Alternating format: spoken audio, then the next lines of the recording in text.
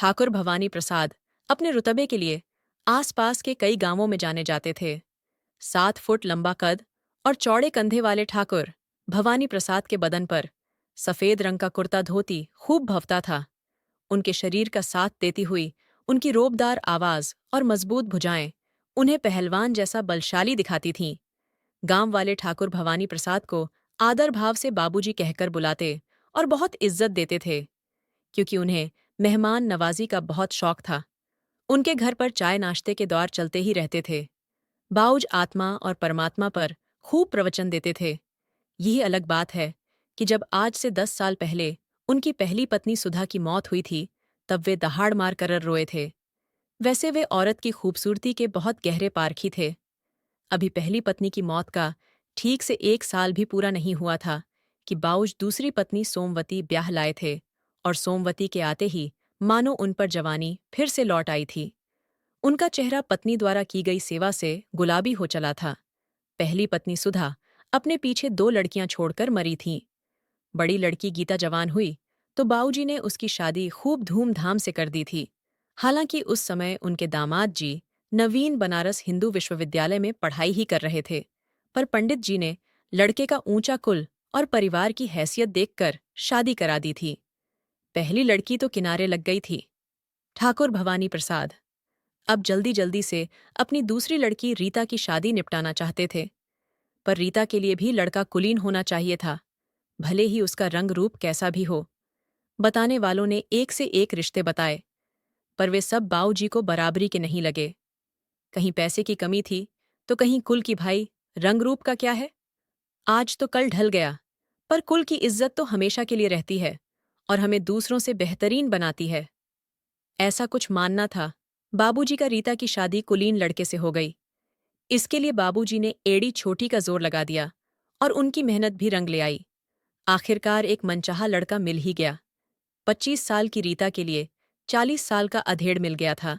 चेहरे पर थोड़े से चेचक के हल्के दाग और पेट निकला हुआ, पर बहुत ऊंचे कुल का।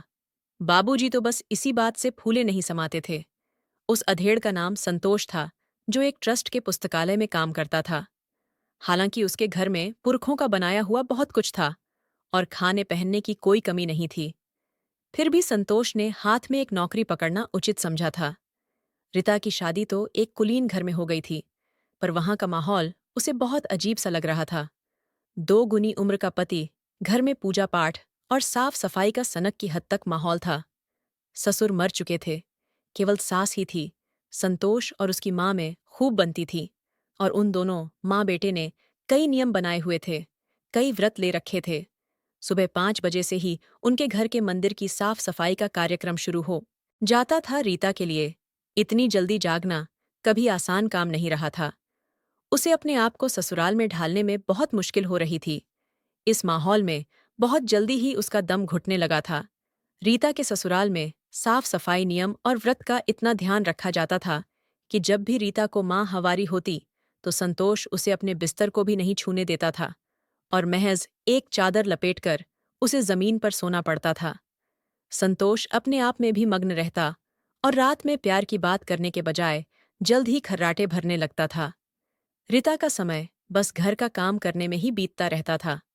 थका हारा सा संतोष बात बात में संस्कृत के शब्द तो बोलता था, पर जिंदगी के मजे से दूर भागता था। इसी वजह से वह रीता से दूरी बनाकर रखता था। संतोष को ना तो अपनी पत्नी से कोई लगाव था और ना ही उसके मन में बच्चे पैदा करने की इच्छा नजर आती थी।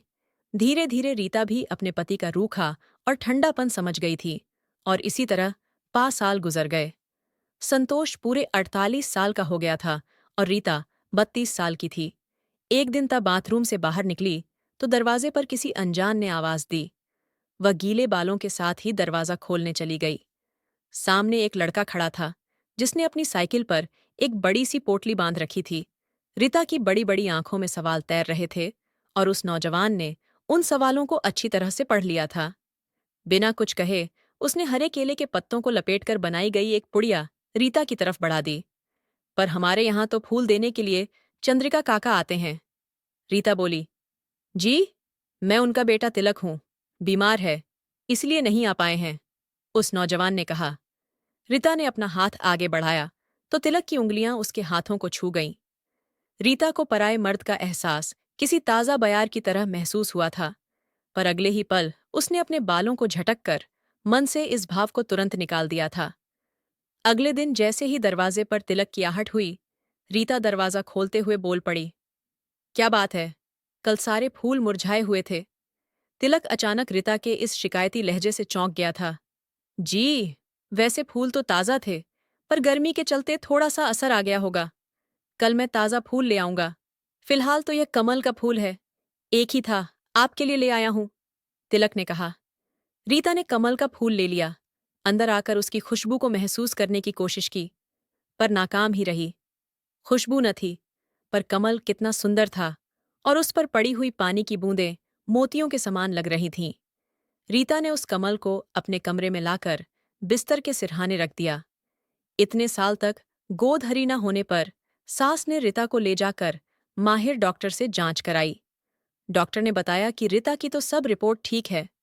हो सकता है कि इनके पति में कुछ कमी हो, इसलिए बेहतर होगा कि वह भी अपनी जांच करवा ले। रात को जब संतोष बिस्तर पर आया, तो रीता उससे अपने मन की बात कह बैठी। मैं तो कहती हूं कि आपको भी किसी डॉक्टर से जांच करा लेनी चाहिए। बच्चे नए हुए तो इसका मतलब यह नहीं है कि मुझ में कोई कमी है, और फिर इस शहर में बहुत सारे लोगों से मेरी जान पहचान है। अगर मैं किसी डॉक्टर से मिलूंगा तो मेरी बदनामी नहीं होगी क्या संतोष की? धीरे धीरे आवाज तेज हो उठी। तुमने यह कैसे सोच लिया कि मुझ में कुछ कमी है? आज मैं तुम्हें अपनी मर्दानगी दिखाता हूं, चीख रहा था। संतोष और चीखते हुए उसने रीता को लात घुसों से बहुत मारा। रीता सिसकती रही और सोचती रही कि अगर औरत को पीटना ही मर्दानगी है, तब तो नामर्द होना कई गुना बेहतर है। 3 लोगों के इस घर में रीता को अकेलापन खाने लगा था। संतोष काम पर चला जाता, सास अपने मंदिर और पूजा पाठ में मगर रहती।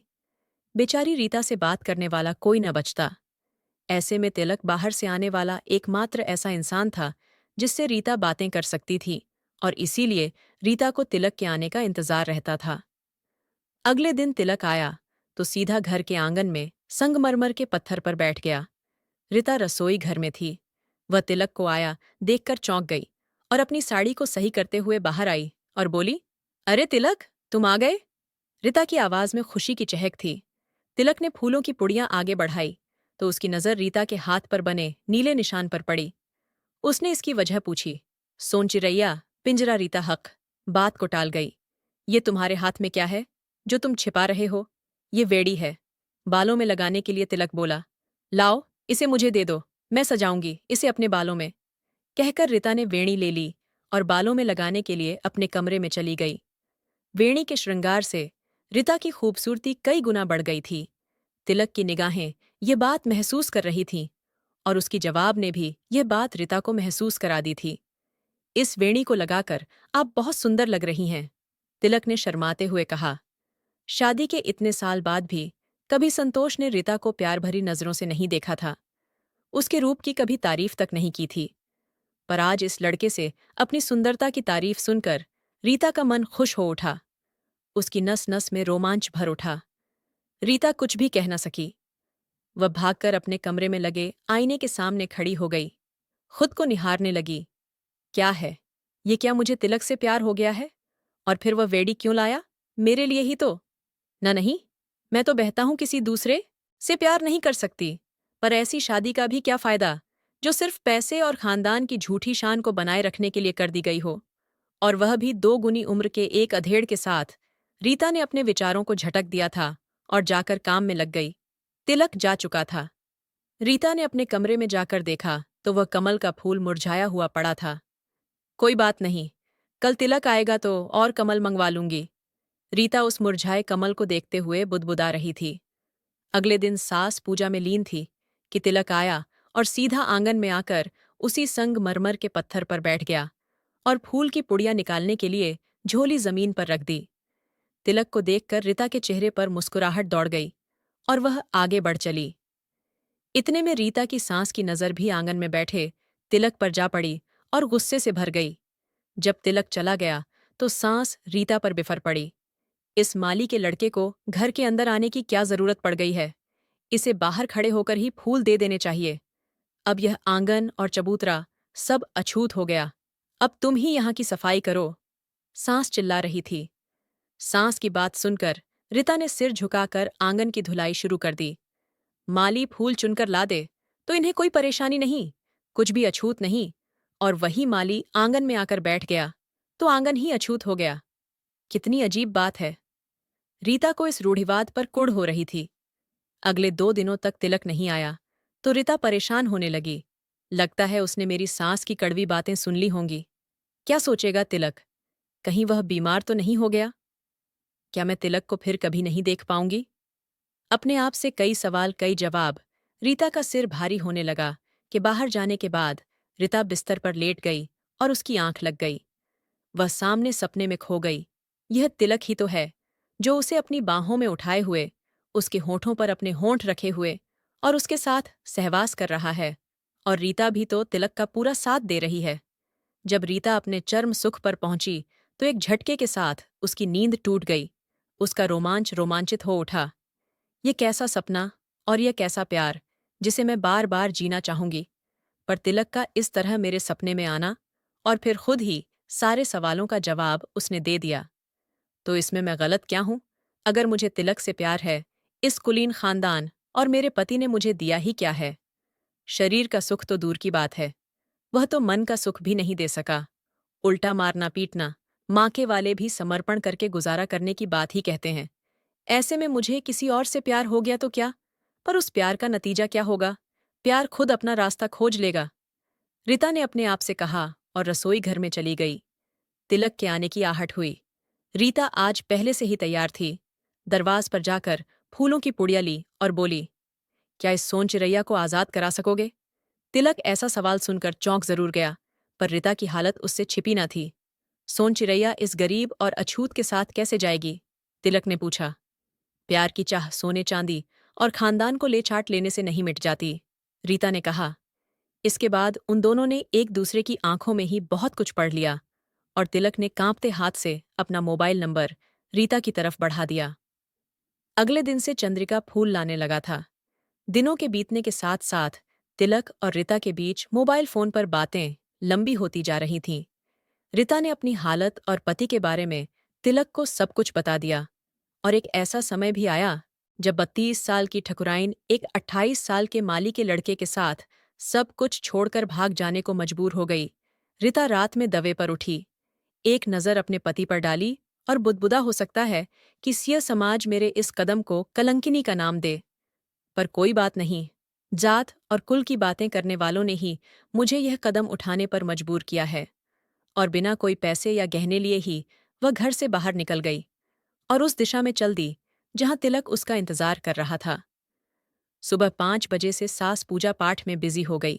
संतोष अब भी खर्राटे भरकर बेशुद्ध सो रहा था, जबकि सोन चिरैया खुले आसमान में उड़ान भर चुकी थी। मुझे उम्मीद है कि आपको कहानी अच्छी लगी होगी। अगर अच्छी लगी हो तो please I story voice channel को लाइक और सब्सक्राइब ज़रूर कर दें। धन्यवाद।